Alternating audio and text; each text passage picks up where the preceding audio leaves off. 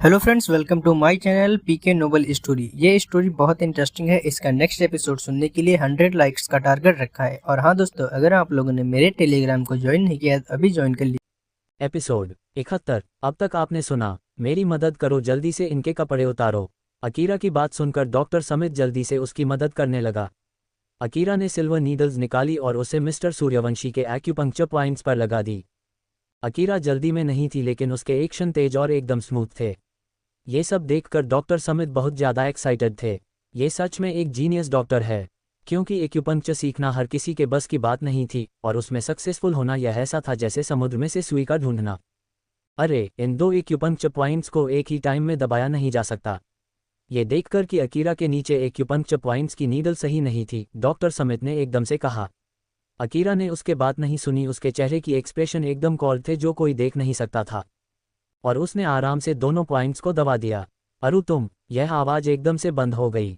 अब आगे, मुंबई, खांसी, किसी के खांसने की आवाज़ आई। सबने देखा तो मिस्टर सूर्यवंशी जोर से खांस रहे थे और उनके मुंह से ब्लैक कलर का खून बाहर निकलने लगा, जिस कारण मिस्टर सूर्यवंशी की सांसें तेज हो गई और उनका पूरा चेहरा धीरे धीरे लाल हो गया। मिस्टर सूर्यवंशी जिंदा है, वह सच में जिंदा है। रूम में मौजूद सभी लोग खुशी से चिल्ला उठे। डॉक्टर समित ने भी डिसबिलीफ से अकीरा की ओर देखा, जिसका घूंघट होने के कारण उसके एक्सप्रेशंस पता नहीं चल रहे थे। उसने ये कैसे किया? मिस्टर सूर्यवंशी ठीक हैं। अकीरा ने मिस्टर सूर्यवंशी की बॉडी से सिल्वर नीडल हटा दी और धीरे से बोली, मैं कुछ मेडिसिन लिख रही हूँ, आप उन्हें टाइम पर दीजिएगा और 5 दिनों के बाद वह पूरी तरह से ठीक हो जाएंगे। अभिवंत का दिल जो इतनी देर से तेज धड़क रहा था, आखिर वह शांत हो गया। और अभिवंत ने अपनी गहरी नज़रों से उसकी ओर देखा, फिर डॉक्टर समित को देखा, जो उसे ठीक नहीं लग रहे थे, इसलिए उसने पूछा, आयु और कहीं आपको भी तो इलाज की ज़रूरत नहीं है? डॉक्टर समित के चेहरे पर अब भी अनबिलीवेबल एक्सप्रेशंस थे। वह ठीक है गए, बस 2 मिनट के अंदर। ये चमत्कार है। आज उन्हें यकीन हो गई कि सारा सच में एक जीनियस डॉक्टर है। जब अकीरा ने पेपर पर लिखना खत्म किया तो उसने अपनी दर्द हो रही बाजू को रगड़ा और सामने खड़े हुए अभिवंत की ओर देखा।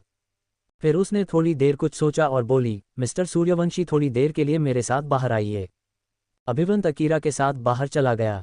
थोड़ी देर पहले उसका अपने दादाजी पर इतना ध्यान था और उनकी परेशानी की वजह से उसने अकीरा पर बिल्कुल ध्यान ही नहीं दिया। पर अब उसे लगा कि यह लड़की जो जीनियस डॉक्टर सारा है, वह उसे जानी पहचानी क्यों लग रही है। उसके शरीर की खुशबू इतनी जानी पहचानी, बिल्कुल उसकी लिटिल गर्ल की तरह। ये सोचकर अभिवंत के एक्सप्रेशन बिल्कुल चेंज हो गए और उसने अपनी आईब्रो सिकुड़ ली। अकीरा को अचानक लगा कि उसके पीछे कुछ गड़बड़ है। जब उसने अपना सिर घुमाया तो पाया कि अभिवंत उसके बहुत करीब था। ऐसा लग रहा था जैसे उसे कुछ महसूस हो रहा हो। ये देखकर अकीरा के चेहरे के एक्सप्रेशन बिल्कुल बदल गए और वह जल्दी से 2 कदम पीछे हट गई। सीढ़ियों के पास खड़े होने की वजह से अकीरा पीछे गिरने लगी। ये देखकर अभिवंत ने जल्दी से उसका हाथ पकड़ा और उसे अपनी बाहों में मजबूती से पकड़ लिया, जिस कारण अकीरा का घूंघट उसके चेहरे से हटना ही वाला था कि उसने एकदम से उसे पकड़कर खींच लिया।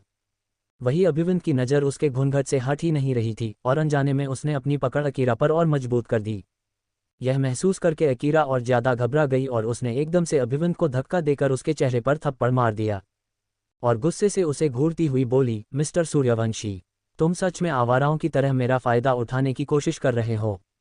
वही अभिवंत अकीरा के ऐसे थप्पड़ मारने की वजह से जिसका चेहरा एक तरफ हो गया था। उसने अपनी गुस्से भरी नज़रों से अकीरा को देखा। हाउ डरे यू, तुम्हारी हिम्मत कैसे हुई मुझे थप्पड़ मारने की? उसे ये भी लगा ये लड़की पूरी पागल है। अभिवंत ने अपनी गुस्से से भरी लाल आंखों से अकीरा को देखते हुए कहा। ये देखकर अकीरा और ज़्यादा घबरा गई और उसने अपनी घबराहट को कंट्रोल करते हुए फिर गुस्सा दिखते हुए कहा, तो क्या करोगे आप?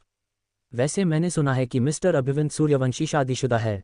क्या आपकी बीवी को पता है आपकी ऐसी हरकतों के बारे में? बीवी के होते हुए दूसरे औरतों को जानबूझकर अपनी बाहों में पकड़ना।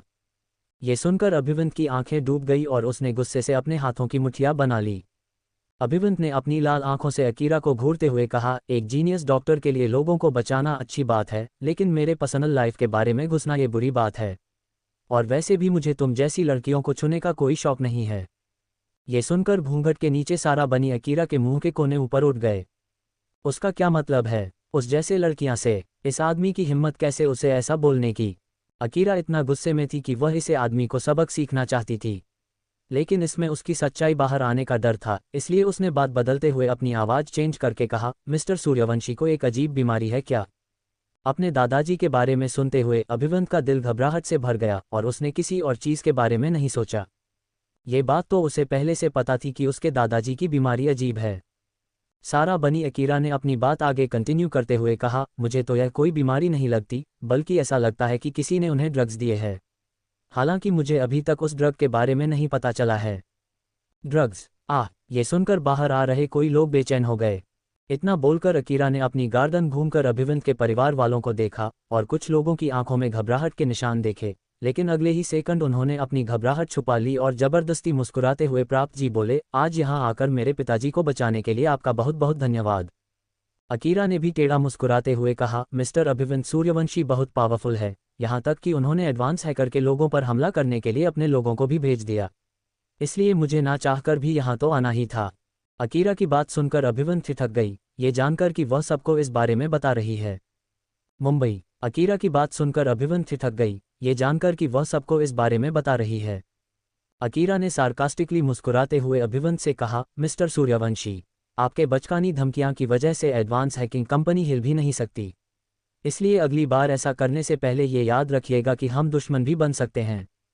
उसकी खुद की एडवांस हैकिंग कंपनी पर उसका पति कब्जा करना चाहता था। इतना बोलकर अकीरा ने फिर उसे धमकी देते हुए कहा, आज आपने जो किया अगर कोई और करता तो वह बहुत पहले ही मर चुका होता, इसलिए मेरी आपसे लास्ट वार्निंग है, अपने हाथों को जरा कंट्रोल में रखिएगा। अकीरा का इशारा दोनों तरफ था, कंपनी और उसे गिरने से बचाने में। अकीरा की बात सुनकर अभिवंत कुछ सोचने लगा, फिर उसने आसानी से अपनी गलती मानते हुए कहा, सॉरी। बस उसने एक शब्द कहा, लेकिन ये शब्द अकीरा के लिए बहुत बड़ा था। जिसने आज तक सॉरी ना कहा हो उसके मुंह से ये सब सुनना शॉक्ड होने के समान था। वहीं अभिवंत ने सॉरी इसलिए नहीं कहा क्योंकि वह एडवांस हैकिंग के लोगों से डरता है। भले ही आज एडवांस हैकिंग कंपनी बर्बाद हो जाए तो वह अपनी पलक तक नहीं झपकेगा, लेकिन बस वह डॉक्टर सारा के साथ अपने रिश्ते खराब भी नहीं करना चाहता था।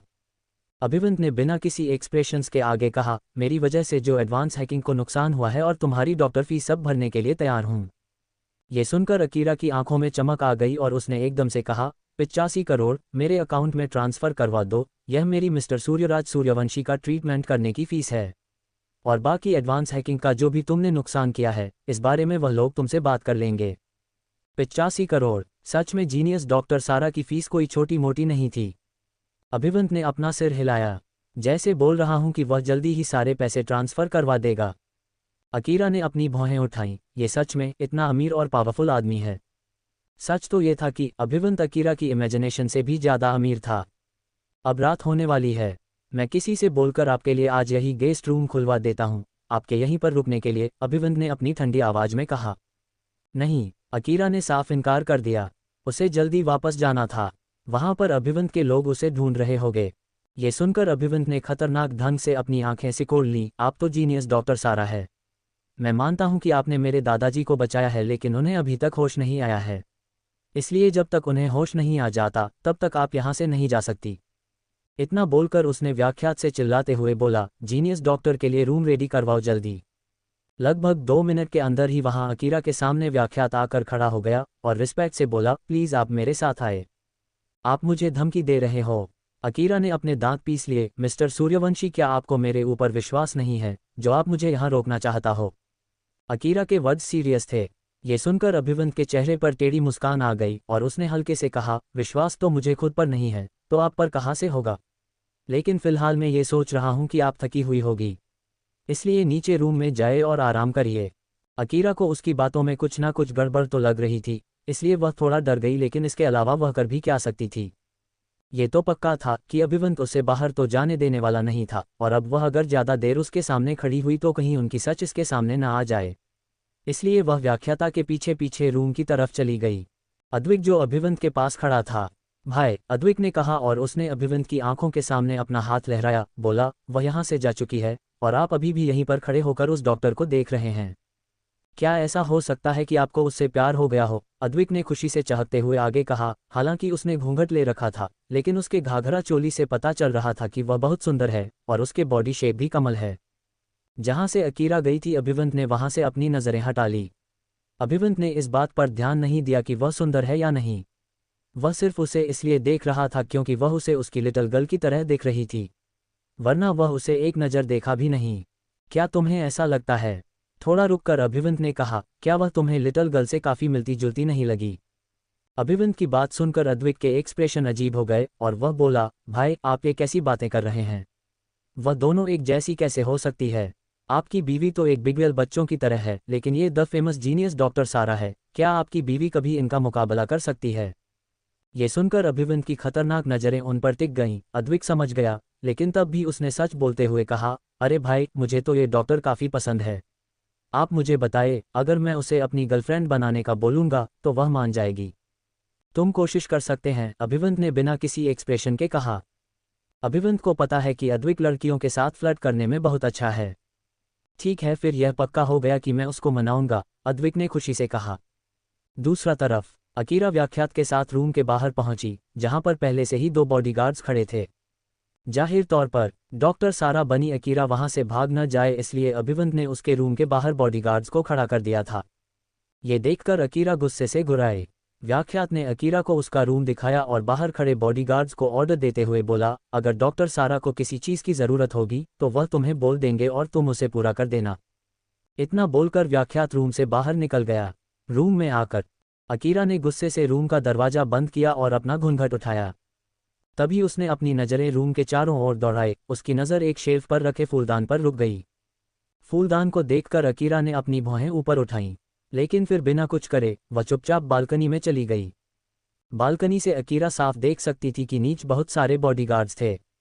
मुंबई अभिवंत सच में उसके साथ उसी तरह का व्यवहार कर रहा था जैसे कोई चोरों के साथ करता है। बस बात इतनी आती है कि वह उसे कुछ नहीं बोल सकती थी। अकीरा अभी सोची ही रही थी, तभी अचानक उसका फ़ोन बजा। डिंग डिंग। अकीरा ने फ़ोन निकाल कर देखा तो उस पर कनिका को कॉल आ रहा था। सिस्टर कनिका। अकीरा ने कॉल उठाया तो दूसरी तरफ से सिस्टर कनिका ने पूछा, काम हो गया? सिस्टर कनिका की बात सुनकर अकीरा ने अपनी नाक को छुआ और धीरे से एक शब्द बोली, हाँ। तो फिर तुम अभी भी वही क्यों हो? कनिका ने दहाड़ते हुए कहा, लिटिल सारा बेबी, जिसके साथ मैं इतने सालों से हूँ, उसने मुझे बिना बताए अचानक किसी और से शादी कैसे कर ली? आह सिस्टर कनिका, आप मुझे ताने देना बंद करेंगे? फिर अकीरा ने सीरियस होते हुए कहा, मैं अभी भी सूर्यवंशी मैंशन में हूँ, अभिवंत ने मुझे यहाँ रोक लिया है। ये सुनकर कनिका गुस्से से भर गई और उसने कहा, उसकी हिम्मत कैसे हुई तुम्हें वहाँ जबरदस्ती रोकने की? रुको, मैं नकुल को भेजती हूँ वहाँ। इतना बोलकर कनिका को याद आया कि नकुल को तो चोट लगी है। डैम, उस नकुल के बच्चे को तो चोट लगी है। ये सुनकर अकीरा को समझ नहीं आ रहा था कि वह हंसे ये रोए, इसलिए उसने तुरंत कनिका को सांत्वना देते हुए कहा कि वह जल्दी ही यहाँ से निकल जाएगी।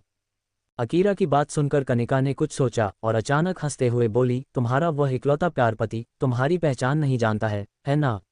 मैं सच में देखना चाहती हूँ, जब उसे सच पता चलेगा तो उसका रिएक्शन कैसा होगा।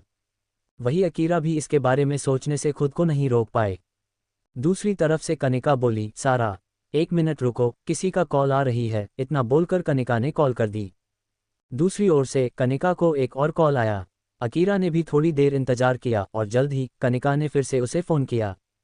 कनिका एक्साइट होते हुए बोले, सारा बेबी, तुम्हारे पति के लोग यहाँ पर आए हैं। जो भी उसने एडवांस हैकिंग को नुकसान पहुँचाया है उसकी भरपाई करने के लिए आगे तुमसे मिलकर मैं सारी बातें करूँगी। इसलिए मैं चाहती हूँ कि तुम अपने ससुराल से बाहर आने के बाद तुरंत मुझसे मिलने आओ। इतना बोलकर कनिका ने अकीरा को एड्रेस बताया। अकीरा ने हाँ में सिर हिलाया और उसने अपने मन में सोचा, वह क्या एड्रेस पर जा पाएगी, उनसे मिलें। तभी कनिका की आवाज़ उसके कानों में पड़ी जो उससे बोल रही थी, सारा, अगर तुम जल्द ही वापस मुंबई नहीं गई तो तुम मुसीबत में पड़ जाओगी।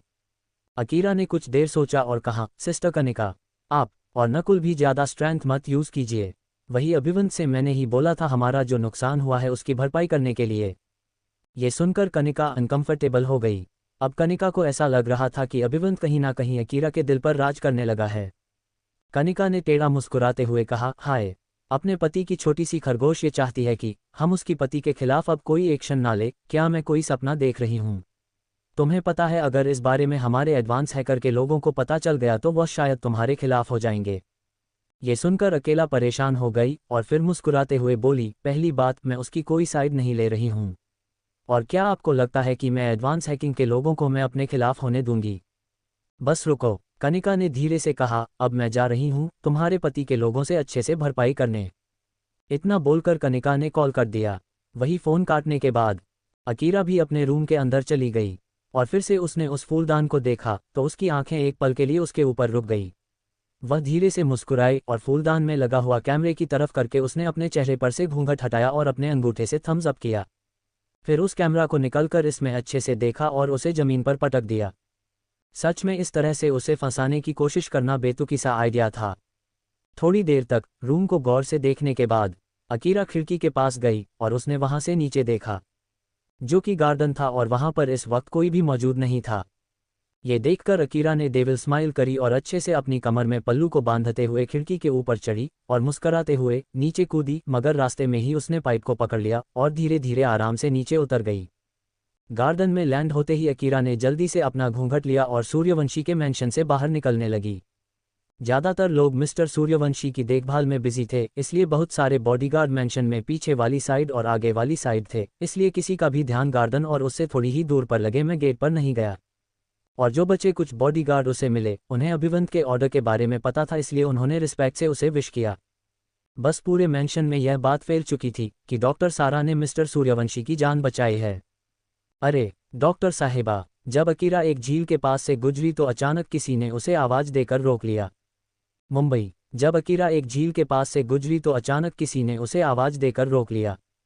अकीरा ने अपना सिर घुमाया और दो गीले लोगों को पानी से बाहर निकलते देखा, बिल्कुल पानी के अंदर रह रहे भूतों की तरह। अकीरा ने आपने थोड़ा सा घूंघट ऊपर उठाया और उन्हें कंफ्यूज नजरों से देखा। जीनियस डॉक्टर, ये हम हैं।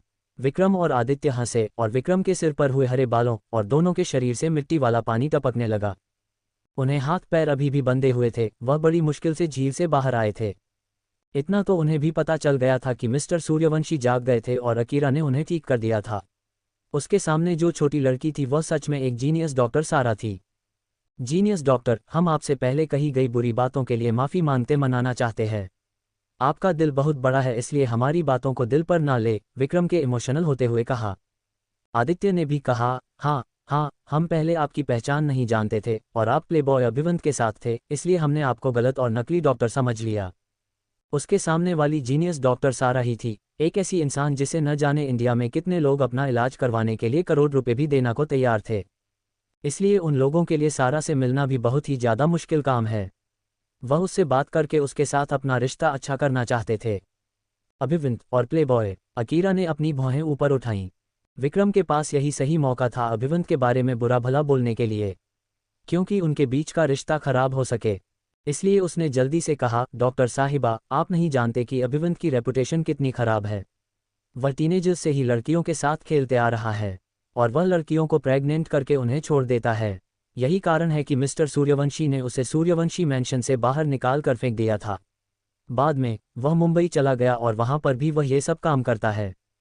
सच में? अकीरा मुस्कुराई, लेकिन उसकी आंखें ठंडी हो चुकी थीं। आदित्य ने भी विक्रम के पीछे कहा, सच में डॉक्टर सारा, हम झूठ नहीं बोल रहे हैं। अगर आपको हमारी बातों पर विश्वास नहीं है तो आप खुद इसके बारे में चेक कर सकती है। आप एक अच्छे इंसान हैं, इसलिए मैं आपको चेतावनी दे रहा हूं कि आप अभिवंत के और पास मत जाएगा। शायद वह भी आपको इस्तेमाल करके बाद में छोड़ दे। हम दोनों उसके भाई हैं, तब भी उसने बिना किसी बात के हमें झील में फेंक दिया, तो आप खुद ही सोचिए कि वह कैसा इंसान होगा। ये सुनकर अकीरा ने अपनी ठुड्डी पर हाथ फेरा और सहमति में सिर हिलाया। वह काफ़ी बेवकूफ़ है। फिर कुछ सोचने के एक्टिंग करते हुए बोली, उसने भी तुम्हें झील में फेंकवा दिया, मुझे भी यह बात सही नहीं लगती। इतना बोलकर अकीरा ने मुस्कुराते हुए आगे कहा, उसे ऐसा नहीं करना चाहिए था तुम्हारे साथ। ये सुनकर दोनों भाई बहुत ज़्यादा खुश थे। ये सचमुच एक छोटी बेवकूफ़ लड़की है। उन लोगों ने उसे अभिवंत के लिए कुछ शब्द बोले और वह उनकी साइड हो गई। तभी अकीरा अचानक बोल पड़ी, आप दोनों जानना चाहते हैं, अगर उसकी जगह में होता तो मैं क्या करती। ये सुनकर वह दोनों चौंक गए और उन्हें अकीरा की बात का मतलब समझ नहीं आया। अकीरा ने डेविल स्माइल करते हुए उन्हें देखा। 10 मिनट बाद अकीरा ने जो किया था उसे देखकर वह सेटिस्फैक्शन से खुश हुई और मुस्कुराते हुए बोली, मुझे आप दोनों के लिए कुछ चीज़ों को ढूंढा है। इतना बोलकर उसने घूंघट के नीचे से अपने होंठ हल्के से ऊपर उठाएं और सार्कास्टिकली बोली, आप दोनों, आप आराम से इसे एंजॉय कीजिए। अपनी बात खत्म करने के बाद उसने अपना सिर घुमाया और स्टाइल से वहां से निकल गई। उनके पीछे विक्रम और आदित्य को उसने कपड़े उतार दिए थे और उन्हें बांधकर एक पेड़ पर उल्टा लटका दिया था और जबरदस्ती उसने उनके मुंह में सॉक्स ठूस दी थी, जिस कारण वह कुछ भी नहीं बोल पा रहे थे, बस उनके मुंह से फुसफुसाहट में रूप में आवाज निकाल रही थी। वाह, आदित्य और विक्रम लाचार होकर बस अकीरा को देख सकते थे, जो उनसे बहुत दूर गेट के पास पहुंच चुकी थी। ये देखकर वह और ज्यादा आवाज निकालने लगे, लेकिन तभी उन्हें किसी के भनभनाने की आवाजें सुनाई दी। वह क्या है? विक्रम और आदित्य ने अपने सिर घूमकर देखा तो यह मधुमक्खी का एक ग्रुप था। वाह, ये देखकर दोनों डर के मारे कांपने लगे और वह अपने आप को जल्दी जल्दी उस पेड़ से छुटने की कोशिश करने लगे। लेकिन तब तक बहुत देर हो चुकी थी। मधुमक्खियां उनके करीब आए और एकदम से उन्होंने उन दोनों पर अटैक कर दिया।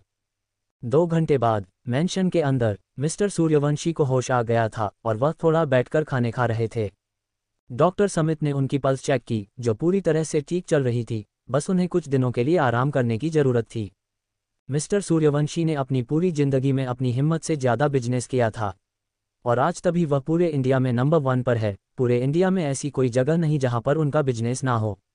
इसके अलावा उनके बोलने का स्टाइल, लक्स, पहनने का स्टाइल सब अलग था। लेकिन सबसे खास बात तो उनकी आंखें थी, जिसमें हमेशा एक चमकती हुई रोशनी रहती थी, जिसे कोई भी नज़रअंदाज नहीं कर सकता है।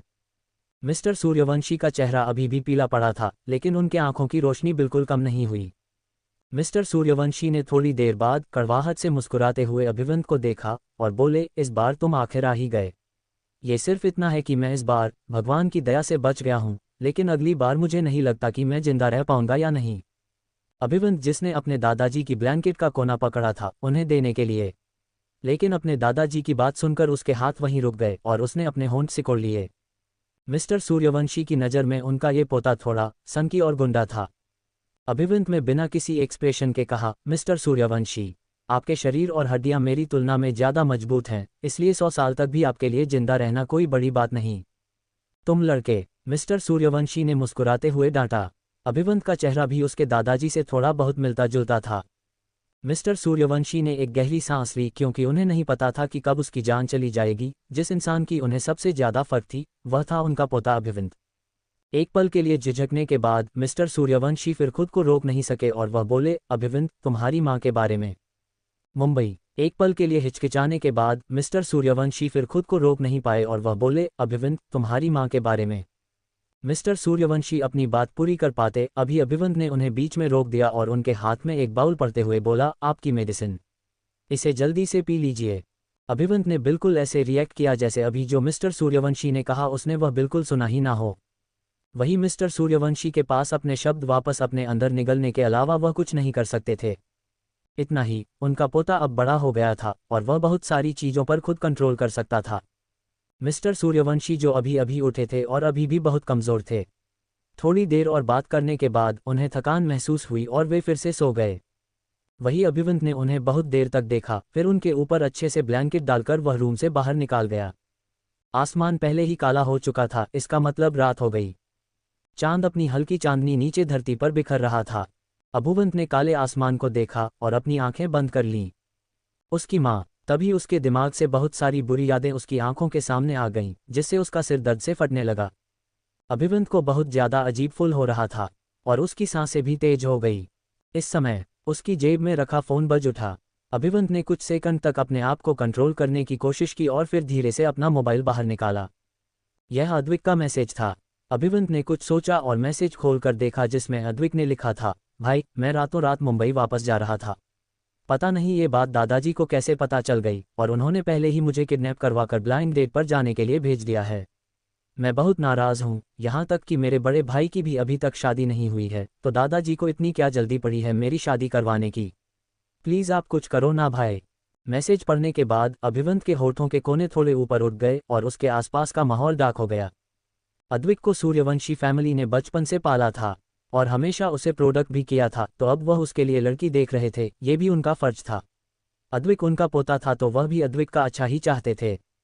कुछ सोचकर अभिवंत ने अपना मोबाइल अपनी जेब में वापस रखा, फिर अपना पैर ऊपर उठाया और डॉक्टर सारा के रूम की ओर चला गया। वह पूछना चाहता था कि उसके दादाजी के लिए इस हालत में कौन सी एक्सरसाइज बेटर रहेगी, ताकि उन्हें कोई प्रॉब्लम ना हो। वही व्याख्यात ने जिन लोगों को रूम के बाहर पहरा देने को कहा था। जब उन्होंने अभिवंत को आते देखा तो जल्दी से अपना सिर झुककर उन्होंने कहा, बॉस, क्या अंदर वह है? अभिवंत ने बंद दरवाजे को देखते हुए कहा। वही व्याख्यात भी अब तक वहां पहुंच चुका था, इसलिए उसने अपना सिर हिलाया और सीरियसली बोला, बॉस, अंदर डॉक्टर सारा है। हमने इस जगह की लोहे के पिंजरे की तरह रखवाली कर रहे हैं, वह चाह कर भी यहाँ से बाहर नहीं जा सकता। दरवाजा खोलो, अभिवंत ने ऑर्डर देते हुए कहा। हाँ। व्याख्यात ने दरवाजा खोला और अभिवंत के साथ व्याख्यात भी रूम के अंदर चला गया। लेकिन ये क्या, रूम में तो कोई नहीं था। खिड़की पूरी तरह खुली हुई थी, जिसे देखकर यह बात क्लियर थी कि वह लड़की खिड़की से कूदकर भाग गई थी। वह तो शुरू से यहाँ से निकलना चाहती थी, लेकिन अभिवंत के जबरदस्ती रोकने की वजह से उसे यहाँ रुकना पड़ा था। ये देखकर व्याख्यात का चेहरा तुरंत पीला पड़ गया। अभिवंत हंसा, तुमने तो कहा था ये बिल्कुल लोहे के पिंजरे की तरह है। ये सुनकर व्याख्यात ने बिना कुछ बोले अपना सिर नीचे झुका लिया। अभिवंत ने एक गहरी सांस ली और बोला, इसे भूल जाओ, यह अलग बात है कि तुम एक लड़की का कुछ देर के लिए ध्यान भी नहीं रख पाए। अगर उसे इतना आसान होता कैद करना, तो आज वह जीनियस डॉक्टर नहीं होती। तुम्हें इतना तो दिमाग लगाना चाहिए था कि वह लड़की बहुत चालाक है। अगर तुम इतना भी नहीं समझ सकते, तो आगे जाकर दुश्मनों की चाल को कैसे समझोगे और खुद को प्रोटेक्ट कैसे करोगे। इससे अच्छा है कि तुम चुल्लू भर पानी में ही जाकर मर जाओ। वैसे भी मिस्टर सूर्यवंशी अब ठीक थे और उसे यह बात बखूबी पता थी, इसलिए वह जल्दी से जल्दी यहाँ से निकाल गई। इतना बोलकर अभिवंत ने अपना सिर पकड़ लिया और इस टाइम उसने डॉक्टर सारा के बारे में सोचना बंद किया। वही यह सुनकर व्याख्यात ने अपना सिर और ज्यादा नीचे झुका लिया। पूरा आधा दिन गुजर गया था। उसे नहीं पता था कि मैंशन में उसकी लिटिल गर्ल क्या कर रही होगी। इतना सोचकर अभिवंत ने कमरे से बाहर आकर अकीरा को कॉल किया। मुंबई मैंशन। अकीरा चुपचाप कमरे में दाखिल हुआ। उसने अपने कपड़े उतारे और नहाने ही वाला था कि उसे अभिवंत का फोन आ गया। ये देखकर अकीरा को गुस्सा आ गया और दांत पीसते हुए खुद से बोली, इस आदमी ने उसे ये भी नहीं बताया कि वह शादीशुदा है, और यहाँ तक कि छिपाने के बाद उसने उस मतलब सारा को भी छुआ। इतना बोलकर उसके एक्सप्रेशन एकदम ठंड हो गए और उसने उसका कॉल नहीं उठाया। हालांकि डॉक्टर सारा ही वो थी, लेकिन तब भी अभिवंत को तो इस बारे में नहीं पता था, इसलिए उसने जानबूझकर डॉक्टर सारा को छुआ और उसे अपनी बाहों में पकड़ा। दूसरी तरफ अभिवंत ने अपने मोबाइल की ओर देखा, जो पूरे रिंग जाने के बाद भी किसी ने नहीं उठाया था। ये देखकर उसकी भौहें सिकुड़ गई। उसने मेरी कॉल का जवाब क्यों नहीं दिया? क्या कुछ हुआ होगा? ये सोचकर कि उसकी लिटिल गर्ल को कुछ हो सकता है, अभिवंत के चेहरे पर चिंता की लकीरें दिखने लगी और उनका चेहरा डरावना हो गया। और उसने अपने पास में खड़े हुए व्याख्यात से कहा, तुरंत मैंशन के लैंडलाइन पर कॉल करो और पूछो कि मैडम ठीक है कि नहीं। अभिवंत का इतना डरावना चेहरा देखकर व्याख्यात को लगा जैसे वह किसी राक्षस को सामने आ गया हो। कहीं मैडम के साथ कोई दुर्घटना तो नहीं हो गई है ना? उसने तुरंत मैंशन के लैंडलाइन पर कॉल किया, लेकिन बटलर के गार्डन में मौजूद होने की वजह से, जो गार्डन की सफाई करवा रहा था, इसलिए कोई भी व्याख्यात की कॉल का जवाब नहीं दे पाया। दोनों में से किसी ने जवाब नहीं दिया।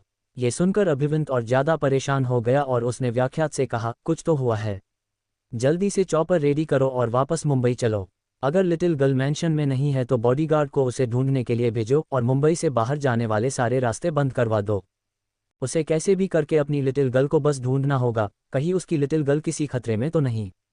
Okay boss. इतना बोलकर व्याख्यात जैसे ही सूर्यवंशी मैंशन से दरवाजे से बाहर निकलने वाला था, अभिवंत की आवाज उसके कानों में सुनाई दी, 1 मिनट रुको। जयपुर। अभिवंत ने अपना फोन को अपने हाथ में जकड़ लिया और उनकी नजरें फोन पर टिक गई, जिस पर अकीरा का रिटर्न कॉल आ रहा था। अभिवंत का फोन बजे जा रहा था और जैसे ही लास्ट में फोन काटने वाला था, आखिरकार एक गहरी सांस लेकर कॉल उठ ली। कहाँ थी तुम, और अभी तुम क्या कर रही हो? अभिवंत ने अपनी चिंता छुपाते हुए गुस्से से कहा। कुछ नहीं, बोलो क्या हुआ? इतना बोलकर अकीरा शीशे के सामने बैठी और अपना मेकअप हटाने लगी। ये सुनकर अभिवंत ने अपनी भौहें सिकोड़ते हुए कहा, तो फिर तुमने मेरी कॉल का जवाब देने में इतना टाइम क्यों लगा दिया? क्या जब तुम्हारे पास मेरी कॉल आए तो तुम्हें फोन की आवाज़ सुनाई नहीं दी? अभिवंत के बात सुनकर मेकअप उतारते हुए अकीरा के हाथ रुक गए और वह टेढ़ा मुस्कुराते हुए बोली, मुझे सुनी दी, लेकिन तब मैं इसका जवाब नहीं देना चाहती थी। क्या? ये सुनकर अभिवंत एक पल के लिए शॉक्ड रह गया। उसे समझ नहीं आया कि उसका क्या मतलब था। अभिवंत ने अपनी ठंडी आवाज में कहा, तुम्हारे कहने का क्या मतलब है? इस बात का अकीरा ने उसे कोई जवाब नहीं दिया और अपना मुंह बनते हुए बोली, कोई बात नहीं, मैं तुमसे बाद में बात करूंगी। इतना बोलने के बाद अकीरा फोन काटने ही वाली थी कि यह बात अभिवंत से सहन नहीं हो सकी, इसलिए उसने गुस्से से कहा, क्या तुम्हारे अंदर इतनी हिम्मत है कि तुम मेरे मुंह पर कॉल काट सको? वही 10 सेकंड से जब अकीरा ने उसकी कॉल का जवाब नहीं दिया, तो वह बहुत ज्यादा परेशान हो गया था। उसे डर था कि उसके साथ कोई दुर्घटना ना हो गई हो। लेकिन लास्ट में कॉल उठने के बाद उसने कहा कि वह उसकी कॉल का जवाब देना नहीं चाहती थी। उसने सोचा कि वह इस वक्त मुंबई में नहीं था, इसलिए वह उसे सबक नहीं सिखा सकता था। ये सब सोचकर अभिवंत गुस्से से अपन आपा खो रहा था। वह अकीरा ये सोच रही थी कि उसने बस इस आदमी का फ़ोन नहीं उठाया तो उसने अपने आप ही खो दिया। अभिवंत को अपने दिल में एक आग जलती हुई महसूस हुई और उसने गुस्से से अपनी ठंडी आवाज में कहा, लिटिल गर्ल, भले ही मैं इस वक्त मुंबई में नहीं हूँ, इसलिए अपने इस छोटे से दिमाग में कोई और साइड लेकर मत आना, बस एक आज्ञाकारी बीबी की तरह मिसेज सूर्यवंशी बनकर मेंशन में रहो। क्या तुम मानते हैं कि मैं तुम्हारी बीबी मिसेज सूर्यवंशी हूँ? अकीरा ने धीरे से कहा। उसकी आवाज़ इतनी धीमी थी कि अभिवंत भी अच्छे से उसकी बात नहीं सुन पाया। अभिवंत ने एक बार फिर पूछा तो अकीरा ने कुछ भी कहने से मना कर दिया। अभिवंत को पता चल गया था कि वह उससे नाराज़ है, लेकिन किस बात पर वह उसे नहीं पता थी। अभिवंत ने अपने माथे को रगड़ते हुए कहा, मुझे पता है तुम मुझसे नाराज़ हो, क्योंकि मैं यहाँ जयपुर आ गया और आधे दिन से ज़्यादा हो गया हमने एक दूसरे को भी नहीं देखा। ये सुनकर अकीरा ने अपने आप से कहा, क्या इसे ये लगता है? ये बोलने से पहले अचानक वह रुक गई क्योंकि उसने उसकी आवाज़ में थकान साफ महसूस कर ली थी। आज अभिवंत सच में बहुत ज़्यादा थक गया था। मिस्टर सूर्यवंशी, जो अभिवंत से बहुत प्यार करते थे, उन्हें मरते मरते बचे थे, जिसका उस पर गहरा असर भी पड़ा था। इस बारे में ध्यान से सोचने पर उसे उस पर गुस्सा नहीं होना चाहिए, बल्कि उसने खुद उससे अपनी दूसरी पहचान सारा होने की बात छिपाई थी। अभिवंत भी उसके साथ थोड़ा करीबी बिहेव करने लगा क्योंकि उसे लगा कि सारा उसकी लिटिल गर्ल की तरह लगती है। जब उसमें खोट था तो वह कैसे अभिवंत को दोष दे सकती थी? उसने उसके मुंह पर नहीं कहा था कि वह शादीशुदा है, लेकिन उसने इस बात के लिए ना भी नहीं किया था। शायद वही इस बारे में कुछ ज़्यादा सोच रही थी। इसके अलावा यह एक एक्सीडेंट था जब उसने उसके साथ शादी की थी। वह कौन सा अभिवंत को बहुत पसंद करती थी, तो उसे कोई हक नहीं था अभिवंत से नाराज होने का। ये सच सोचते हुए उसे गिल्टी महसूस होने लगा। अकीरा हल्की से खांसी और मुस्कराते हुए बोली, दादाजी ठीक हैं? यह महसूस करके कि वह गुस्से में नहीं लग रही, अभिवंत का तेज धड़कता दिल थोड़ा शांत हुआ और उसने कहा, हाँ वह ठीक है। क्योंकि सब ठीक है इसलिए तुम ज़्यादा टेंशन मत लेना, अकीरा ने धीरे से झिझकाते हुए कहा। तुम गुस्सा मत हो, अभिवंत ने धीरे से कहा, मुझे बताओ कोई बात है तो, कुछ चाहिए तुम्हें तो मुझे बताओ, लेकिन तुम उदास मत होना। इसके अलावा मुझे नहीं पता कि मैंने तुम्हें कैसे नाराज कर दिया है, लेकिन तब भी यह मेरी प्रॉब्लम है, इसलिए मैं जल्द ही वापस आऊँगा और सब कुछ संभाल लूँगा और तुम्हारा गुस्सा भी गायब कर दूँगा। लास्ट के शब्द अभिवंत ने हल्के से कहे, सब कुछ संभाल लूँगा और तुम्हारा गुस्सा भी गायब कर दूँगा। खुद से यह बोलकर अकीरा का चेहरा लाल हो गई। उसे ऐसा क्यों लग रहा है अभिवंत की बात का कुछ और ही मतलब हो? अकीरा शर्मा गई और अपना सिर हिला दिया, ये सोचकर कि वे फ़ोन पर बात कर रहे थे और वह उसकी हरकतें नहीं देख सकता था। इसलिए उसने फिर से ओम कहा और बोली, देर हो रही है, तुम जल्दी सो जाओ और मैं भी सो रही हूँ, फ़ोन रख दो। अभिवंत उसके पास नहीं था, इसलिए अकीरा के शर्मिला एक्सप्रेशन नहीं समझ कर सका। कॉल मत काटना, अभिवंत ने कहा, कॉल स्टॉर्ट ही रहने देना, आज रात कॉल मत काटना। उसकी यह बात सुनकर वह परेशान हो गई। मुंबई हॉस्पिटल। मिसेज मल्होत्रा बेजान सी बिस्तर पर लेटी हुई थी, उसकी आंखें बंद हुई थीं और उसके पूरे शरीर में असहनीय दर्द हो रहा था। उसके शरीर के नीचे वाली साइड का ऑपरेशन किया गया था, उन्हें बेरहमी से बर्बाद कर दिया गई और उसका शरीर बर्बाद हो गया। अब से वह सिर्फ एक बेकार इंसान के अलावा कुछ नहीं रह गई थी। उस रात मिस्टर शर्मा ने उन्हें इतना दर्द दिया, जो यादें धीरे धीरे उनके दिमाग में चलती रही और उनकी वजह से वह पागल हो गई थी। आज उसके पास कुछ नहीं बचा था।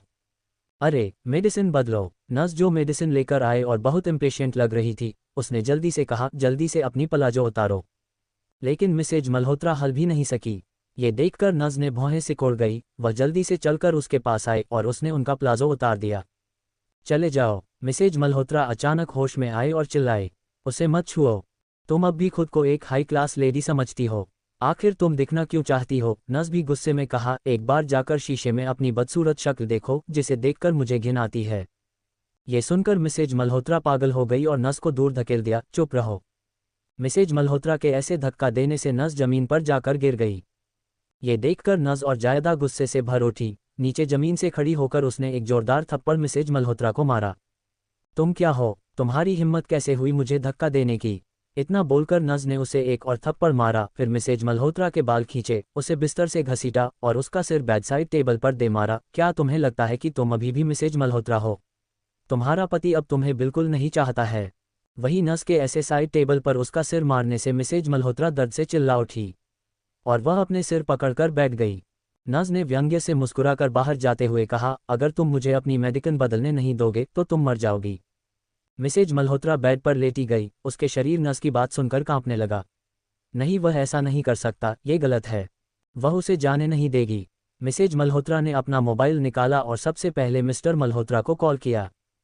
पहली बार तो पूरी रिंग जाने के बाद भी किसी ने कॉल नहीं उठाया। जब उन्होंने दूसरी बार किया तो मिस्टर मल्होत्रा ने उनका नंबर ब्लॉक कर दिया।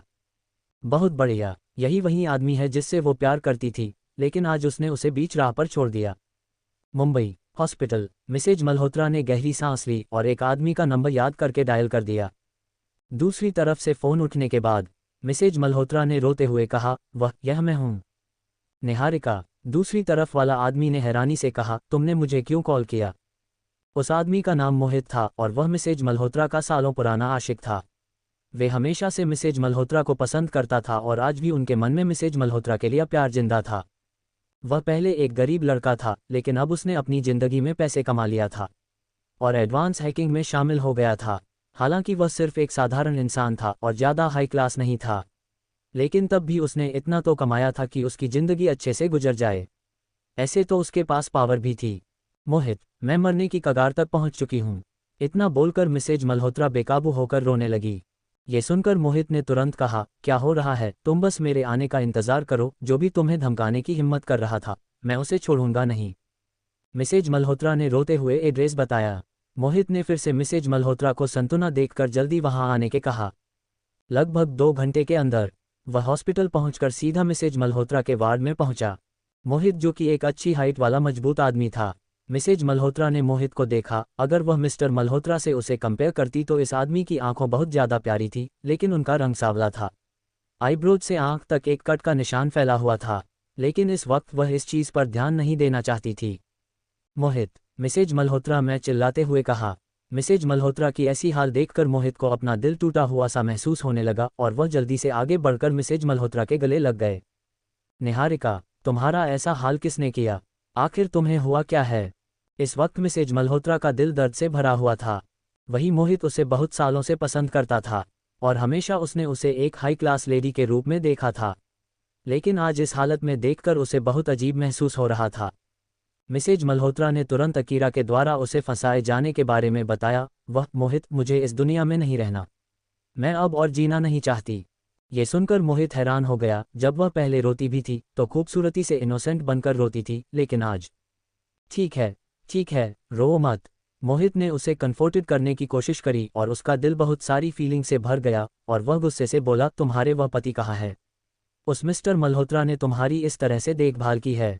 जब मिस्टर मल्होत्रा का जिक्र हुआ तो मिसेज मल्होत्रा की आंखों में एक गहरी रोशनी चमक उठी। हॉस्पिटल में एडमिट होने के बाद वह उसे एक बार भी मिलने नहीं आया और ऊपर से उसका नंबर भी ब्लॉक कर दिया।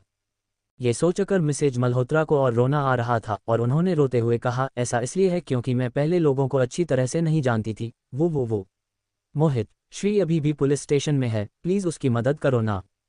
ये सुनकर मोहित और हैरान हो गया और उसने मिसेज मल्होत्रा के आंसू पूछते हुए कहा, तुम रो मत, मैं किसी भी करके तुरंत उसे रिहा करवाने की कोशिश करता हूँ और उस अकीरा को तो मैं छोड़ने नहीं वाला। लेकिन अभी सबसे ज़रूरी बात है तुम्हारा शरीर को ठीक करना। अच्छी बनो, मैं तुम्हें इलाज के लिए सबसे अच्छे हॉस्पिटल में ले जा रहा हूँ। ये सुनकर मिसेज मल्होत्रा ने अच्छे बच्चों की तरह अपना सिर हिलाया। मोहित ने उसे गोद में उठाया और वार्ड के बाहर ले गया। बाहर पहले से ही बॉडीगार्ड्स खड़े थे और मेडिकल स्टाफ का एक ग्रुप दरवाजे के बाहर खड़ा था, जो सांस लेने की हिम्मत नहीं जुटा पा रहा था, डर के मारे पसीने से तरबतर हो रहे थे। मोहित, इतना बोलकर मिसेज मल्होत्रा ने मोहित के कॉलर कसकर पकड़ा किया और नस की ओर इशारा करते हुए बोली, ये नस। उसने मुझे धमकाया, कहा मैं जल्दी ही मर जाऊंगी। ये सुनकर नस के पैर नर्म पड़ गए और वह घुटनों के बल मोहित के सामने बैठ गई। उसका चेहरा डर से भरा हुआ था। मोहित ने बॉडीगार्ड्स की तरफ इशारा करते हुए कहा, इस नस को बाहर खींचो, अब इसकी बारी है। मैं देखना चाहता हूं कि कौन पहले मारता है। मत करो। नस डर के मारे छटपटा रही थी और बॉडीगार्ड से अपने आप को छुड़वाने की कोशिश कर रही थी, जो उसे कॉरिडोर में खींच कर ले गए। जब वे कॉरिडोर में पहुंचे तो उन्होंने उस नस के कपड़े ऐसे फाड़ दिए जैसे वहां कोई था ही नहीं। यह एक प्राइवेट हॉस्पिटल था, इसलिए यहां नस की जिंदगी की किसी को कोई अहमियत नहीं थी और ऊपर से मोहित मुंबई में एडवांस हैकिंग का मेंबर था, इसलिए कोई भी उसे नाराज नहीं करना चाहता था। एक नस को मारते देख वहां पर कोई भी आगे जाकर उसे बचाना तो बहुत दूर की बात, कोई कुछ कहने की हिम्मत तक नहीं करता है। मिसेज मल्होत्रा मोहित की बाहों में लिपटी गई और सेटिस्फैक्शन से अपने सामने चल रहे नज़ारे को देखने लगी। जो कोई भी उसे परेशान करेगा वह भयानक मौत मरेगा और देखना जल्दी ही यह हाल अकीरा का भी होगा। अगले दिन सुबह 8 बजे जब अकीरा नींद से उठी तब भी उसे थोड़ी नींद आ रही थी। कल रात उन्होंने पूरी रात अभिवंत से बात की और उनके फ़ोन की बैटरी लगभग खत्म हो चुकी थी। क्या तुम जाग रही हो? अभिवंत ने उसकी तरफ से हलचल सुनी तो उसने एकदम से कहा। अकीरा ने फ़ोन एक तरफ रख दिया और कर्व से कपड़े निकालने लगी। कुछ देर सोचने के बाद उसने पूछा, क्या तुम अभी सो कर उठे हो? ये पूरी रात सोए ही नहीं? सोया नहीं, अभिवंत ने लापरवाही से कहा। ये सुनकर अकीरा ने धीरे से कहा, अभी अगर तुम देर तक जागते रहोगे तो तुम बूढ़े हो जाएंगे। तुम पहले से ही मुझसे बड़े हो। ये सुनकर अभिवंत अपनी आंखें घूमकर अपनी डेंजरस वॉइस में कहा, तो क्या बूढ़ा होने के कारण तुम मुझे पसंद नहीं करोगी? मैं तुम्हें फैक्ट बता रहा हूं ना। अभिवंत गुस्से में था, इसलिए वह गहरी सांस लेकर बात बदलते हुए बोला, आज सोमवार है, जाने से पहले नाश्ता करके जाना, याद से भूखे मत जाना। पता है, अकीरा ने आलस से जवाब दिया। फ़ोन की बैटरी खत्म हो गई थी, इसलिए अपने आप ही कॉल काट गई। अकीरा ने फ़ोन को चार्जिंग पर लगाया और नहाने के बाद फ़ोन, अपना बैग लेकर नीचे डाइनिंग टेबल से जम लगी हुई रोटी उठाए और कॉलेज के लिए निकल गई। कॉलेज क्लास के अंदर अलिका पहले से ही अपनी सीट पर बैठ चुकी थी और जब उसने अकीरा को आते देखा तो उसने खुशी से उसे देखकर अपना हाथ हिलाया। अकीरा भी उसके पास आकर बैठ गई। क्या तुमने नाश्ता किया? मैं आज तुम्हारे लिए वेजिटेबल ब्रेड सैंडविच लाई हूँ, अलिका ने एक्साइट होते हुए कहा। हालांकि वह पहले ही एक सैंडविच कह चुकी थी, लेकिन दूसरा तो अकीरा खा सकती थी ना। इतना सोचकर उसने एक सैंडविच अकीरा को दिया। अकीरा ने भी मुस्कुराते हुए ले लिया। क्या तुम्हें ये पसंद आया? अगर तुम्हें ये पसंद है तो मैं इसे तुम्हारे लिए रुक लेकर आऊंगी। वही यह सब देखकर नेत्रा गुस्से से आग बुबला हो रही थी, इसलिए उसने गुस्से से मुस्कुराते हुए कहा, अलिका, अब तुमने अकीरा के साथ बहुत अच्छा रिश्ता बन रही है। तुम शायद ही कभी खुद के लिए नाश्ता लेकर आती थी और आज तुम अकीरा के लिए भी खाना लेकर आए हो। क्या तुम्हारे पास ज़्यादा ही पैसे आ गए हैं? मुंबई कॉलेज, क्योंकि नेत्रा को अच्छे से याद है कि एक बार जब वह टीचर की क्लास में भरे हुए स्टूडेंट के फॉर्म को ठीक से अरेंज करने में टीचर की हेल्प कर रही थी, तब उसने अलिका का फॉर्म देखा था जिसमें उसके माता पिता की साइड वाली जगह पर अंडरस्कोर था, जिससे साफ जाहिर था कि अलिका के माता पिता गरीब थे, यह उसके माता पिता थे ही नहीं। उसने यह बात भी नोटिस की थी कि अलिका कॉलेज में जो कपड़े पहनकर आती थी उसका कोई ब्रांड ही नहीं होता था। ऐसे गरीब लड़की ने उसके खिलाफ लड़ने की हिम्मत की। वहीं ये सुनकर अलिका का चेहरा डार्क हो गया और उसने अपना सिर घूमकर नेत्रा को देखा और चिल्लाते हुए बोली, इससे तुम्हें क्या फ़र्क पड़ता है कि मेरे पास पैसा है या नहीं? और ना इससे तुम्हें कोई मतलब होना चाहिए कि मेरे पास खुद की बजाय दूसरों का ध्यान रखने का टाइम है। नेत्रा को उम्मीद नहीं थी कि वह उस पर सीधे चिल्लाने की हिम्मत करेगी। उसकी आंखें ठंडी थीं और गुस्से से अपने हाथ की मुट्ठियां बनाते हुए कहा, मुझे भी तुम्हारी परवाह नहीं है। हम सभी जानते हैं कि तुम्हारे परिवार की फाइनेंशियल कंडीशन अच्छी नहीं है। फिर कुछ सोचकर वह अलिका का मजाक उड़ते हुए बोली, अगर तुम्हारे पास पैसे की कमी है तो तुम मुझे बता सकती हैं। हम सब क्लासमेट हैं, इसलिए मैं तुम्हारी मदद करूंगी और तुम्हें भीख जरूर दूंगी। ये सुनकर क्लास में मौजूद सभी लोग हैरान हो गए और सब एक दूसरे को देखने लगे, लेकिन किसी ने कुछ बोलने की हिम्मत नहीं की। नेत्रा अपने परिवार की लाडली बेटी थी, जिनका समाज में एक रुतबा, एक पावर थी, और उनमें से क्लास में ज़्यादातर बच्चे नॉर्मल फैमिली से बिलोंग करते थे, इसलिए वह नेत्रा को नाराज करने की हिम्मत नहीं कर सकते थे। यही बात तो सच थी कि अलिका के फैमिली सिचुएशन ठीक नहीं चल रही थी, लेकिन इसका फ़ायदा वह नेत्रा को नहीं उठाने देना चाहती थी, इसलिए वह गुस्से से कांपते हुए नेत्रा के सामने आकर खड़ी हो गई। वहीं अलिका को ऐसे देखकर नेत्रा सेटिस्फैक्शन से मुस्कुराई और अपने होठों पर एक मजाकिया हंसी लाकर अलिका से बोली, अरे अलिका, शर्मिंदा मत हो, तुम्हारे फैमिली की कंडीशन अच्छी नहीं है, इसलिए तुम अपने आत्मसम्मान के बारे में चिंता मत करो। तुम टेंशन मत लो, क्लास में से सारे बच्चों तुम्हें थोड़ी थोड़ी भीख जरूर देंगे, जैसे तुम आराम से अपने खाने का खर्चा तो उठी। नेत्रा की बात पूरी होने से पहले ही एक जोर की आवाज़ आई। बैंग बैंग, अकीरा ने गुस्से से टेबल को लात मारी, जिस कारण टेबल जोर की आवाज़ के साथ नीचे गिर गया। अकीरा गुस्से से नेत्रा की तरफ बढ़ी और अपने दांत पीसते हुए उसने अपने हाथ में पड़े हुए पेन का किनारा नेत्रा के सीने में घुसाया। नेत्रा का चेहरा दर्द से पीला पड़ गया और उसने गुस्से से अकीरा को देखा। अकीरा और जोर से पेन का किनारा नेत्रा की चेस्ट में घुसते हुए मुस्कुरा कर देखना लगी और बोली, देखो मैं क्या कर रही हूँ, लेकिन तुम टेंशन मत लो, बस बोलना जारी रखो। कोई भी बता सकता था कि अकीरा की आवाज़ पागलपन से भरी हुई थी, लेकिन उसकी आंखें बिल्कुल ठंडी हो चुकी थी। जब अकीरा गुस्से में होती थी तो उसकी आंखें लाल हो जाती थी। वही अकीरा के इस तरफ करने से क्लास में हर कोई हैरान रह गया। नेत्रा गुस्से से कांप रही थी, लेकिन जब उसकी नज़रें अकीरा से मिली तो वह कुछ नहीं कह सकी। तभी टीचर क्लास में आए। ये देखकर नेत्रा दांत पीसते हुए नफरत से अकीरा को देखा और पीछे मुड़कर अपनी सीट पर जाकर बैठ गई। अकीरा और अलिका भी अपनी सीट पर आकर बैठ गई। अकीरा, अभी तुम कितनी ज्यादा ब्रेव लग रही थी, अलिका ने एक्साइट होते हुए अकीरा के पास जाकर फुसफुसाया। अकीरा ने धीरे से अपनी नोटबुक खोली, पेन उठाया और नोटबुक में कुछ लिखने लगी। अलिका की बातें सुनकर उसने शांति से कहा, अब से मेरे लिए यह वेजिटेबल सैंडविच मत लेकर आना। ये सुनकर अलिका ने सोचा कि अकीरा ने ध्यान से नेत्रा की सारी बातें सुन ली और वह उसके पैसे बचाना चाहती है। अलिका ने बेचैनी से कहा, सच में मैं गरीब नहीं हूँ। मेरे पास सच में इतने पैसे तो है कि मैं सामान खरीद कर तुम्हारे लिए सैंडविच बनाकर ला सकूं। अकीरा की आईब्रोज सिकुड़ गई। बेशक वह जानती थी कि वह गरीब नहीं है, लेकिन वह नहीं चाहती थी कि उसकी वजह से अलिका के इंसल्ट हो। इतना सब होने के बाद तब भी नेत्रा को अकल नहीं आई, इसलिए वह और आगे दूसरों को परेशान करके अपनी मौत को ही न्योता दे रही थी। नहीं, अकीरा ने अपना सिर घुमाया और अपनी आंखें घूमते हुए अलिका को देखकर बोली, मेरा मतलब है, जो वेजिटेबल सैंडविच तुम लेकर आई हो वह टेस्टी नहीं था। ये सुनकर अलिका के चेहरे के एक्सप्रेशन खराब हो गए। अकीरा ने उसे नोटबुक थमाते हुए कहा, पढ़ाई पर ध्यान दो, तुम्हारे लिए ज़्यादा अच्छा होगा। अब तक टीचर ने भी पढ़ना स्टार्ट कर दिया था, इसलिए सब क्लास में ध्यान लगाकर पढ़ने लगे। क्लास के अंदर लगातार उनके 4 क्लासेज चली और जब सारी क्लासेस खत्म हुई तब तक दोपहर जो चुकी थी। क्लास के बाद अलिका अकीरा को रात में खाने के लिए बाहर ले जाना चाहता था, लेकिन उससे पहले काउंसलर अकीरा के पास आए क्योंकि उन्हें अकीरा से कुछ काम था। स्टूडेंट अकीरा, ये है कि तुरंत एक फॉरेन यूनिवर्सिटी से एक टीम आ रही है डिपार्टमेंट ऑफ मेडिसिन के साथ कम्युनिकेट करने के लिए। इसलिए डिपार्टमेंट ऑफ मेडिसिन एक मेडिकल रिपोर्ट को इंग्लिश में ट्रांसलेट करना चाहते हैं। सच में मैं तुम्हें परेशान नहीं करना चाहता था और दूसरे किसी कॉलेज से मैं इंग्लिश टीचर को बुला लेता, लेकिन उन्होंने स्पेशली कहा है कि तुम इस रिपोर्ट को तैयार करो। क्या तुम्हारे पास टाइम है रिपोर्ट को बनाने के लिए? अकीरा काउंसलर को देख रही थी जो उसे उम्मीद भरी नजरों से देख रहा था। तभी उसका ध्यान उसके चेहरे पर गया। काउंसलर यंग हैंडसम लड़का था। कुछ सोचकर अकीरा ने हाँ में अपना सिर हिला दिया। काउंसलर ने सेटिस्फैक्शन के साथ स्माइल की, इसके बारे में सोचा और अकीरा को ध्यान से देखते हुए बोला, इस बार तुम्हारे लिए काम थोड़ा ज़्यादा हो सकता है, क्या तुम इसे अकेले संभाल पाएंगी? और मेडिकल डिपार्टमेंट ने कहा है कि तुम्हें असिस्टेंट की ज़रूरत है, मैं तुम्हारे असिस्टेंट की जगह नेत्रा को देना चाहता हूँ। अकीरा ने कुछ नहीं कहा, लेकिन उसने अपनी पलकें थोड़ी ऊपर उठाईं और उसकी तरफ देखा। काउंसलर को डर था कि वह मना कर दे, इसलिए उसने जल्दी से कहा, स्टूडेंट अकीरा, तुम और नेत्रा एक ही क्लास में हैं, ज़्यादा काम होने की वजह से तुम्हें भी एक साथ ही मिल जाएगा। मैं मानता हूं कि स्टूडेंट नेत्रा ने पिछली बार गलती की थी, लेकिन उसे उसकी सज़ा मिल चुकी है और तुम दोनों 3 साल तक एक साथ एक ही क्लास में स्टूडेंट रह चुके हो। काउंसलर को उम्मीद थी कि वे आपस में अपनी सारी लड़ाई वगैरह खत्म कर लेंगे। हालांकि वे अच्छे दोस्त नहीं बन सकते, लेकिन कम से कम वे दुश्मन तो न बने। वही काउंसलर सब जानता था। पिछले हफ्ते जब अकीरा ने नेत्रा के चेहरे पर किताब फेंकी थी और आज सुबह क्लास के दौरान उन दोनों में फिर से लड़ाई होने वाली थी।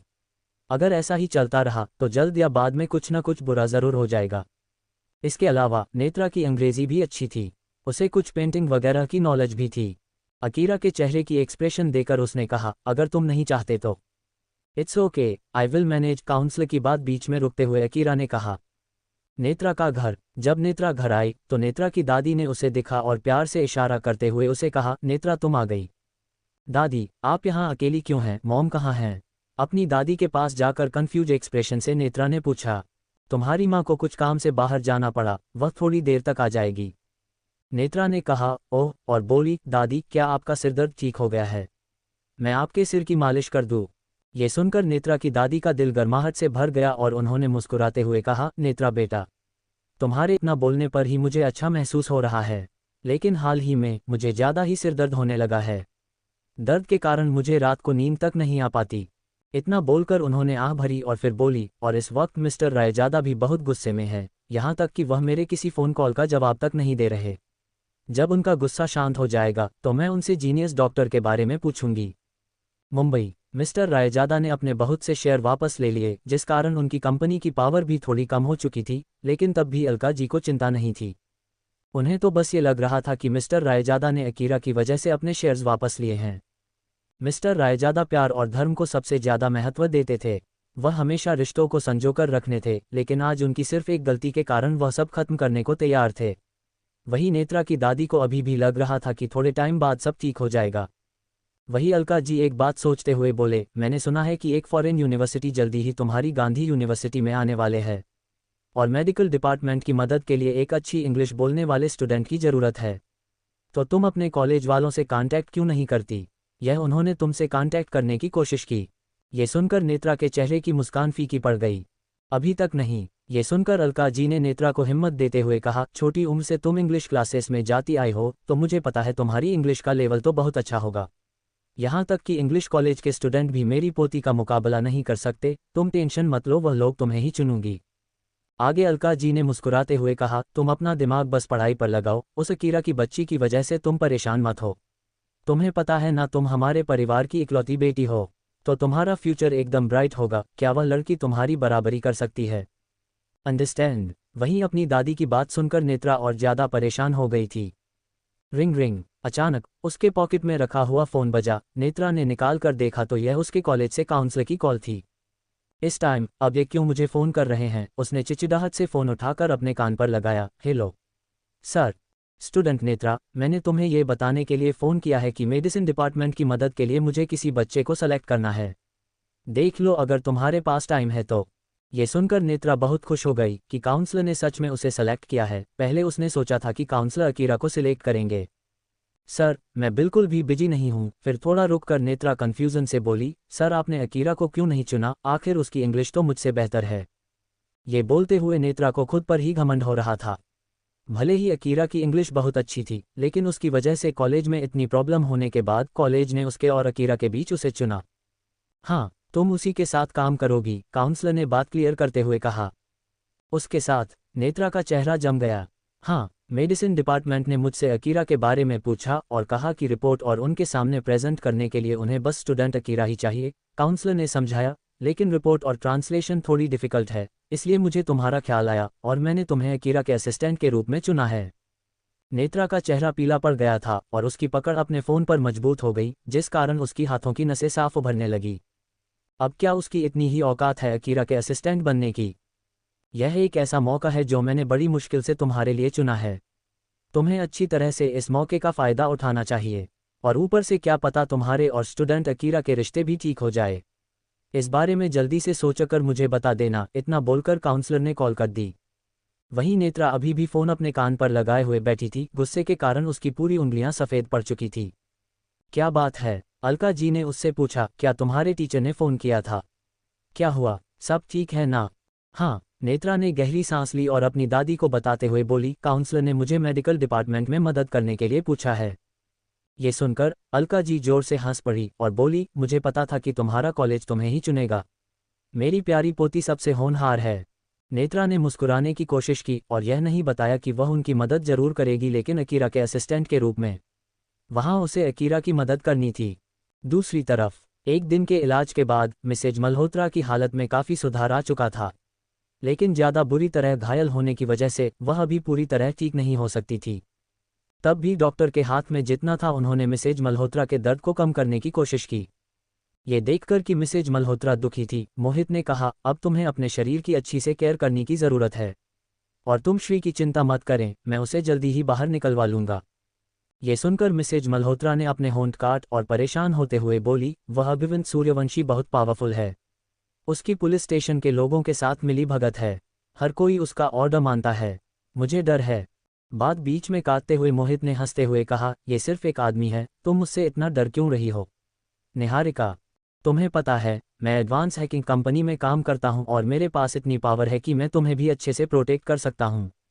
और हाँ, जब तुम्हारा शरीर अच्छे से ठीक हो जाएगा तो मैं अच्छे से तुम्हारा बदला लूंगा उसे अकीरा से।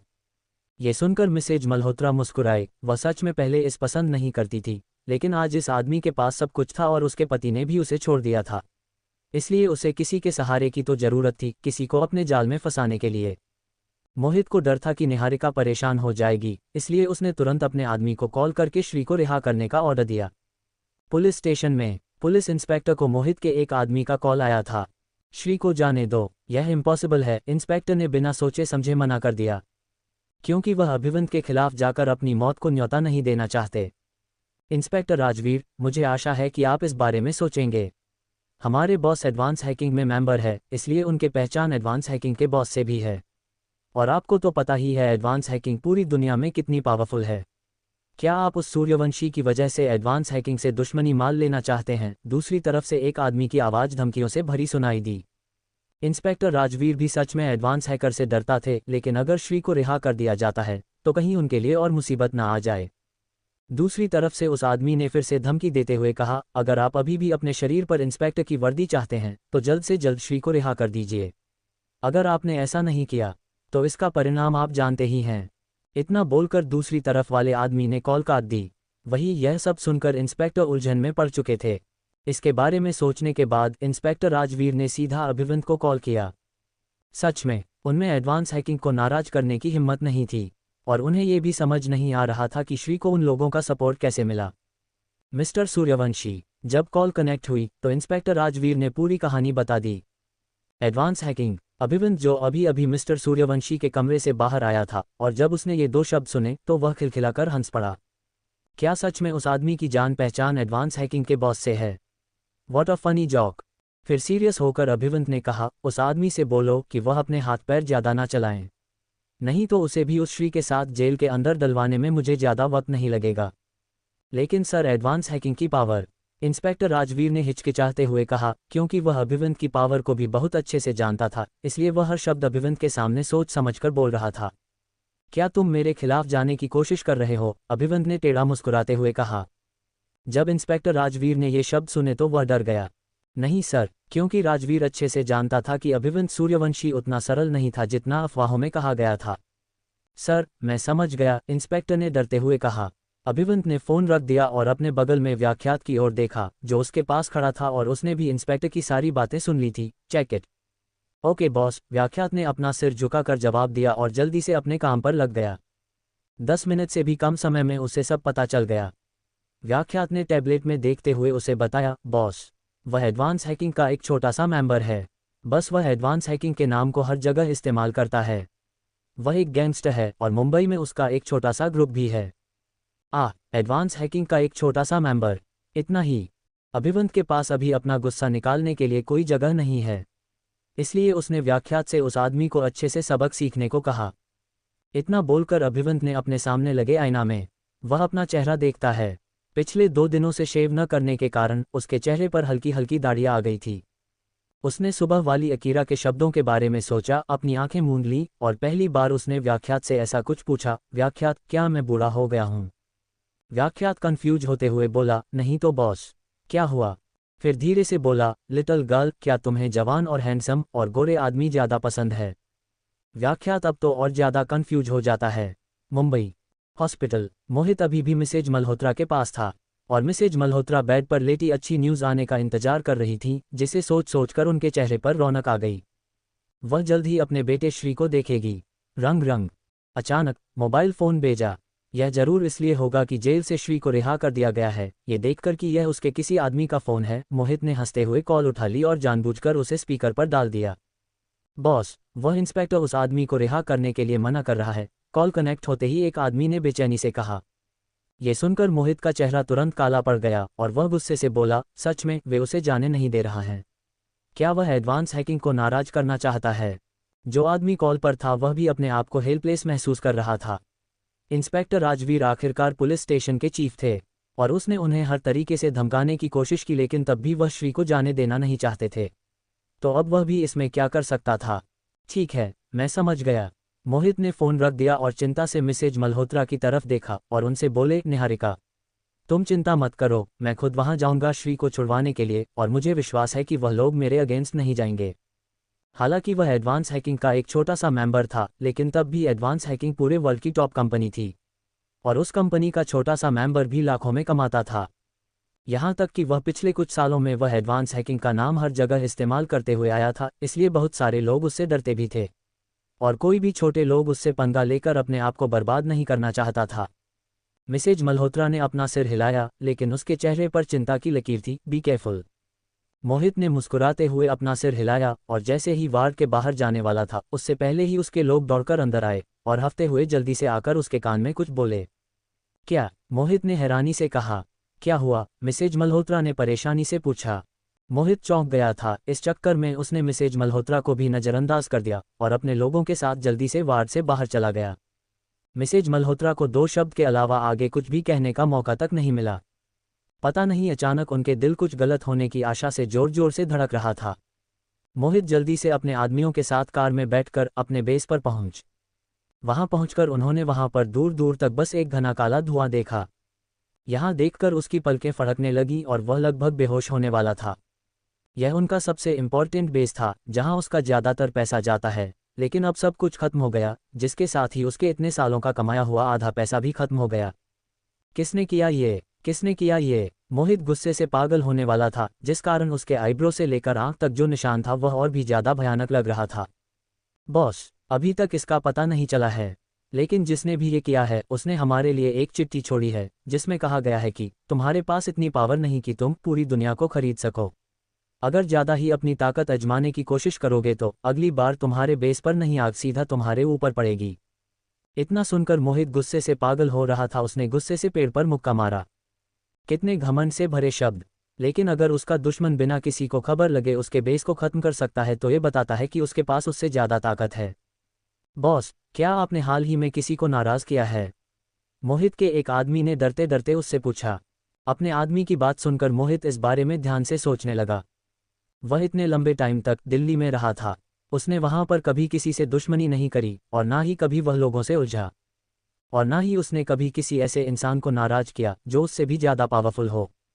3-4 गहरी सांस लेकर मोहित ने अपने गुस्से को शांत किया और कुछ सोचते हुए बोला, इसे भूल जाओ, तुम लोगों को पहले इस एरिया को अच्छे से रिकवर करवाना चाहिए और जितना पॉसिबल हो सके उतना इस नुकसान की भरपाई करने की कोशिश करो। हाल ही में वह निहारिका को खुश करने में इतना बिजी हो गया था कि वह अपने बेस पर ध्यान ही नहीं दे पाया। उसे अभी भी निहारिका को और ज़्यादा खुश करने की ज़रूरत है। उसके लिए उसे सबसे पहले श्री को बचाना होगा, फिर वह अकीरा को। वह जाने नहीं देगा। वह जल्दी ही फ्री होने के बाद उसे अच्छे से सबक सिखाएगी। वह एडवांस हैकिंग का मेंबर है, उसके सामने वह अकीरा क्या चीज़ है। अगले दिन सुबह कॉलेज, सारी क्लासेस खत्म होने के बाद काउंसलर उन दोनों के पास आए। नेत्रा में भी अकीरा की असिस्टेंट बनने के लिए हाँ कर दी थी। जल्द ही काउंसलर अकीरा और नेत्रा को मेडिकल डिपार्टमेंट में रिपोर्ट करने के लिए ले गए। वहां पहुंचकर काउंसलर ने अकीरा और नेत्रा को बताया कि उन्हें सबके साथ कॉपरेट करके चलना होगा और एक साथ एक दूसरे की मदद करनी होगी, डिसिप्लिन का अच्छे से ख्याल रखना होगा ताकि बाहर से आए हुए लोगों के सामने हमारे कॉलेज की रेपुटेशन खराब ना हो। डायरेक्टर, यह मैं आप पर छोड़ रहा हूं, अगर वे कुछ भी गलत करते हैं तो बस मुझे बताएं। इतना बोलकर मेडिसिन डिपार्टमेंट के डीन खुशी से मुस्कुराए और फिर काउंसलर से बोले, हम ये देखकर खुश है कि अपने स्टूडेंट अकीरा को मना लिया, और स्टूडेंट अकीरा, इस बार हमारी मदद करने के लिए आपका बहुत बहुत धन्यवाद। अकीरा ने हल्के से अपना सिर हिलाया। नेत्रा ने भी ओबीडियंटली अपना सिर झुकाकर कहा, ये तो हमारे लिए गर्व की बात होगी कि हम आपकी मदद कर सके। Director welcome. डायरेक्टर ने पहचान लिया कि वह वही लड़की थी जिसने आर्ट कंपटीशन में स्टूडेंट अकीरा को फंसाया था। उसके चेहरे पर मुस्कान थोड़ी फीकी पड़ गई, लेकिन उसने कुछ नहीं कहा और मेडिकल स्टूडेंट से मिलने के लिए कॉन्फ्रेंस रूम में ले गए जो रिपोर्ट को इंचार्ज थे। कॉन्फ्रेंस रूम के अंदर वहां पहले ही कुछ लड़के और लड़कियां का ग्रुप उनका इंतजार कर रहा था। उसकी आंखें बार बार दरवाजे की ओर घूम रही थीं। आखिरकार उन लोगों का इंतजार खत्म हुआ और कॉन्फ्रेंस रूम का दरवाजा खुला, जिसे देखकर वह तुरंत उठ खड़े गए। डायरेक्टर अकीरा और नेत्रा को लेकर अंदर आए। सभी लोगों ने जब अकीरा को देखा तो उनकी आंखें चमक उठीं और वे तेजी से उसकी ओर बढ़े। अकीरा अब पूरे कॉलेज में एक सेलिब्रिटी बन चुकी थी और वे सभी उससे मिलना चाहते थे। इस बार उन्होंने खुद अकीरा को इनवाइट किया और उन्हें अभी तक अकीरा की आर्ट कंपटीशन वाले परफॉर्मेंस याद थी। तभी डायरेक्टर न मुस्कुराते हुए अकीरा से बोली, student Akira, let me introduce you, ये क्रिश है, इस साल की सीनियर और तुम्हारा कैप्टन भी। अगर तुम्हें कुछ समझ में ना आए तो तुम मुझसे पूछ सकती हो। ये सीनियर मायरा है और यह एकता। डायरेक्टर ने सबके बारे में अकीरा को बताया, जो अकीरा चुपचाप सुनती रही। इस बार अकीरा रिपोर्ट्स और ट्रांसलेशन की इंचार्ज है और उसके साथ नेत्रा उनकी असिस्टेंट के तौर पर मदद करने के लिए यहाँ आई हैं। जब नेत्रा ने असिस्टेंट शब्द सुना तो उसने अपने हाथों की मुखिया कसकर बंद कर ली। वेलकम आज जूनियर्स, क्रिश मुस्कुराया, इस बार मैंने सच में तुम्हें परेशान कर दिया। मेडिसिन्स के बारे में जानना आसान नहीं है, इसलिए कई चीज़ों में मुझे तुम्हारी मदद की ज़रूरत पड़ेगी। यहाँ मदद करने के लिए आना हमारे लिए सम्मान की बात है। अकीरा के जवाब देने से पहले ही नेत्रा ने मुस्कुराते हुए कहा, मुझे कुछ मेडिकल के बारे में भी नॉलेज है, इसलिए जब तक ज़्यादा मुश्किल नहीं होगी मैं भी आपकी मदद करने की पूरी कोशिश करूँगी। ये सुनकर सभी लोग उसकी ओर देखने से खुद को रोक नहीं सके। अच्छा, अगर तुम मेडिकल के बारे में जानती हो तुम्हारे लिए ट्रांसलेट करना बहुत आसान बात होगी। ये सुनकर नेत्रा बस फीका सा मुस्कुरा दी। क्रिश ने मुस्कुराते हुए अकीरा से कहा, लंच का टाइम हो गया है, आज हम पहली बार मिल रहे हैं, मैं सभी को अपने साथ लंच पर इनवाइट करना चाहता हूँ, इस बहाने हमें एक दूसरे को जानने का मौका भी मिल जाएगा। लास्ट लाइन उसने अकीरा को देखते हुए बोली थी। तो फिर हमें क्लासिक इंडियन रेस्टोरेंट चलना चाहिए, नेत्रा ने अपनी धड़कते दिल के साथ कहा। वह ज़्यादा दूर नहीं है, कॉलेज से। स्टोरी में आगे जानने के लिए और ऐसे ही रोमांचक स्टोरी सबसे पहले सुनने के लिए पीके नोबल स्टोरी यूट्यूब चैनल को सब्सक्राइब करना ना भूलें।